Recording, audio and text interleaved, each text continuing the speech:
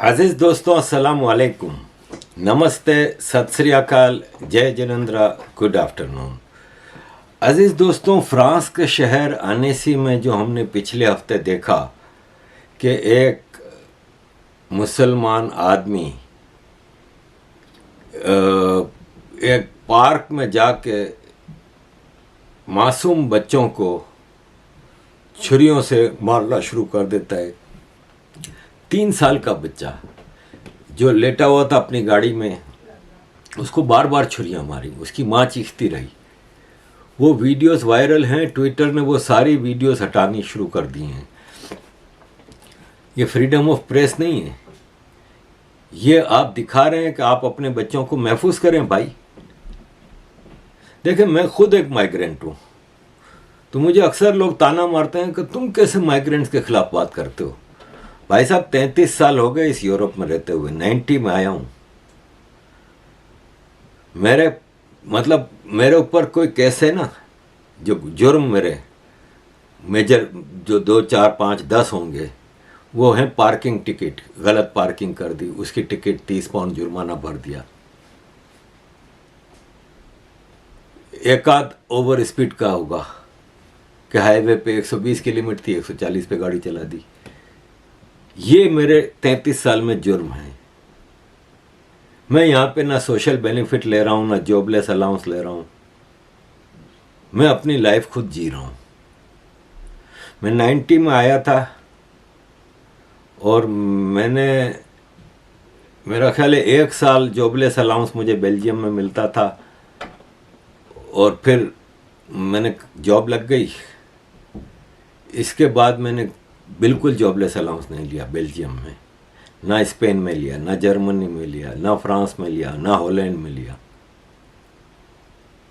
London आया, शुरू के 2-3 साल जॉब नहीं थी, जॉबलेस अलाउंस लिया। इसके बाद टैक्स पेयर बन चुके हैं। हमने इस सोसाइटी में गलत काम नहीं किए, किसी को धोखे नहीं दिए। धोखे खाए बहुत हैं हमने यहाँ पे, और धोखे खाए माशाल्लाह मुसलमानों से ही खाए हैं, अपने पाकिस्तानी भाइयों से ही खाए हैं। इस यूरोप में ऐसे कई पाकिस्तानी हैं जो मेरा माल खा के बैठे हैं,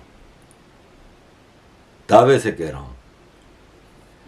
तो इस सोसाइटी में कंट्रीब्यूटर रहे, एक्सट्रीमिस्ट बच्चे नहीं बनाए, मदरसे में नहीं भेजे किसी बच्चा को। ये लंदन में 11 साल से रह रहे हैं, पता नहीं है मस्जिद कहाँ है, कभी अपने बच्चों को मस्जिद लेके नहीं गए। इस सोसाइटी में इज्जत से रह रहे हैं।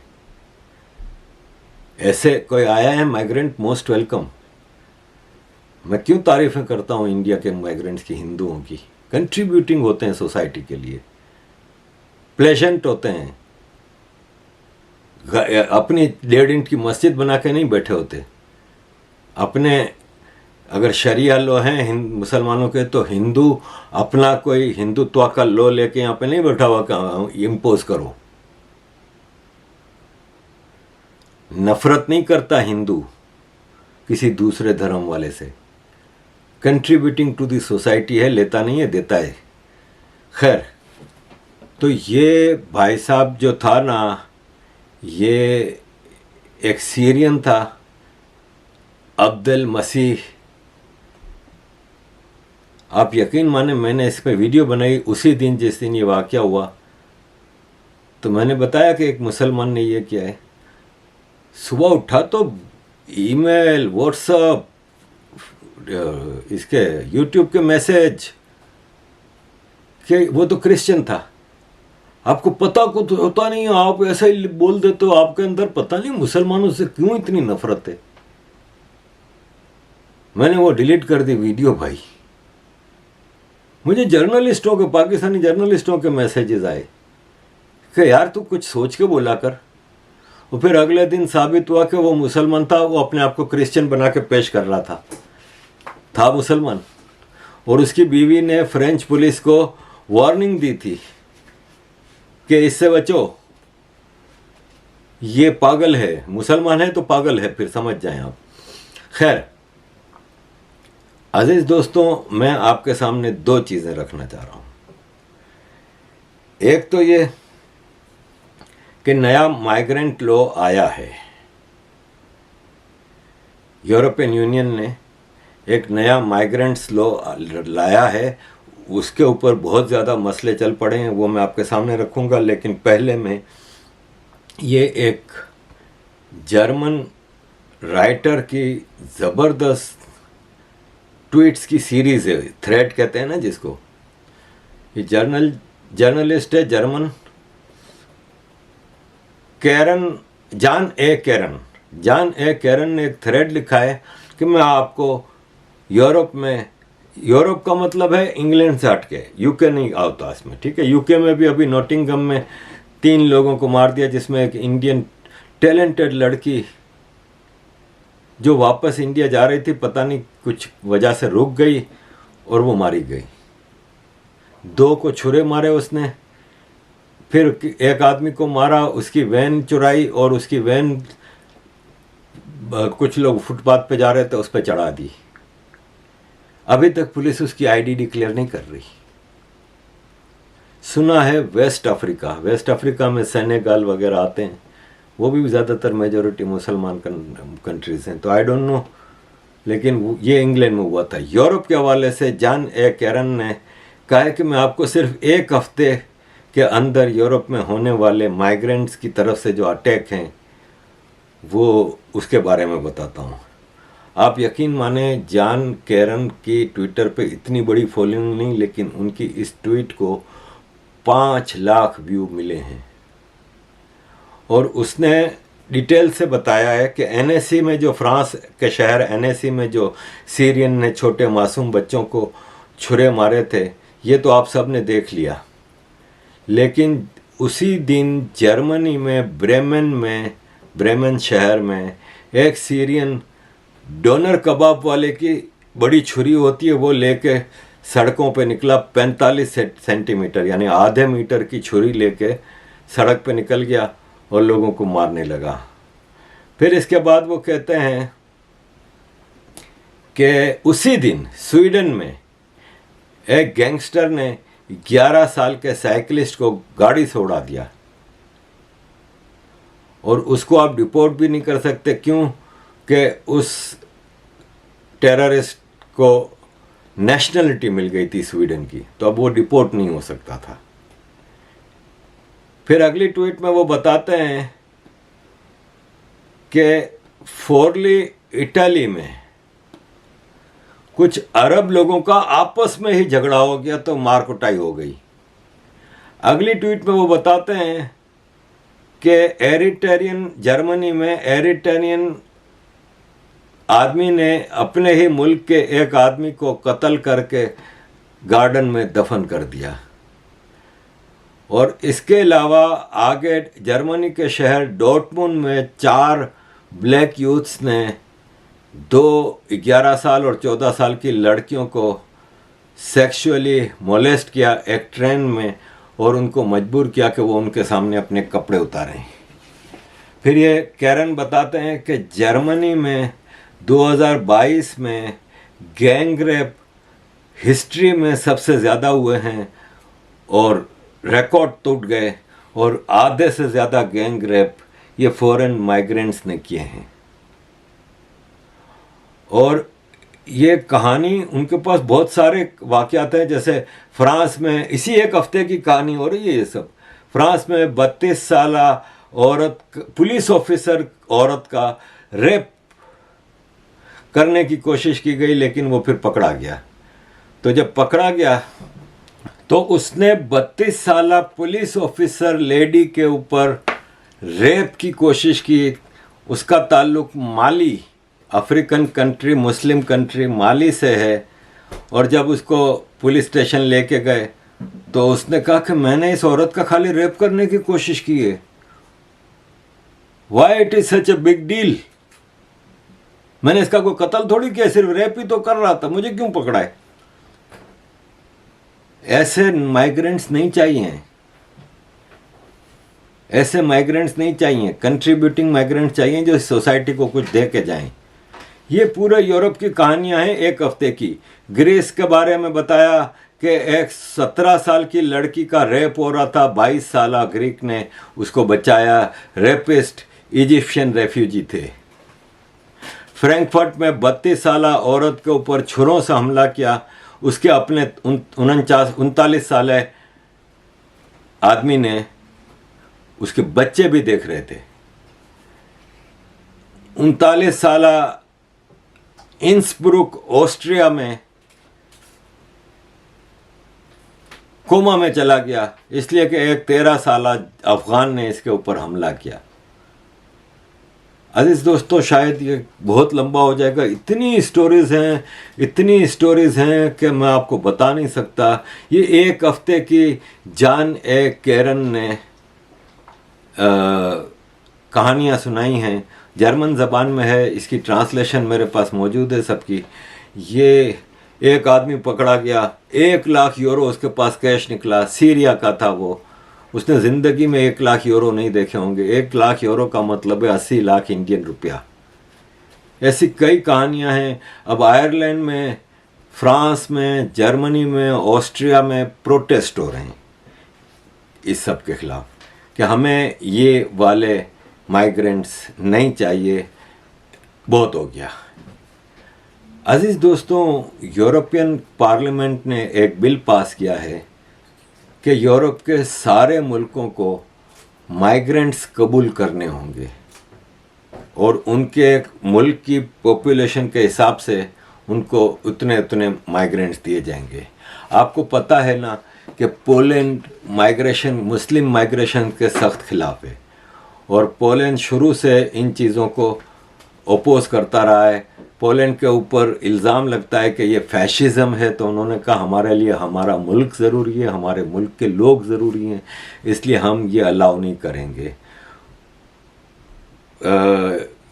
इमाम जो हैं हमारे ऑस्ट्रेलिया में जो रहते हैं, ये इन्होंने भी कहा है कि पोलैंड की पॉलिसी बहुत खूबसूरत है और इससे पोलैंड अपने मुल्क को बचा रहा है, जबकि बाकी यूरोप के कंट्रीज़ हैं ना, वो कचरा अपने यहाँ जमा कर रहे हैं। गार्बेज नाम दिया है कि गार्बेज जमा कर रहे हैं जो काम करना नहीं चाहते। उन्होंने कहा है कि इस्लामिक एक्सट्रीमिस्ट आते हैं ना जब यहाँ पे, तो यहाँ पे मुफ्त के बेनिफिट्स लेते हैं, काम नहीं करना चाहते। फ्रेंच औरतों से शादियाँ करना चाहते हैं जिनके ब्लॉन्ड हेयर होते हैं, ब्लू आइज़ होती हैं। अजीज़ दोस्तों, बात इसकी बिल्कुल सही है। ये देखें, एक शिप आ रहा था माइग्रेंट्स का लीबिया से इटली। लीबिया है ना, वो इटली की कॉलोनी रही है आज़ादी से पहले तक। पूरी दुनिया पे यूरोपियन का कब्ज़ा था ना, तो लीबिया इटली की कॉलोनी रही है। तो लीबिया से इटली शिप आ रहा था, रास्ते में मुसलमानों का झगड़ा होता है क्रिश्चियनों से। मुसलमान पैसेंजर्स ने क्रिश्चियनों को उठा उठा के समंदर में फेंक दिया।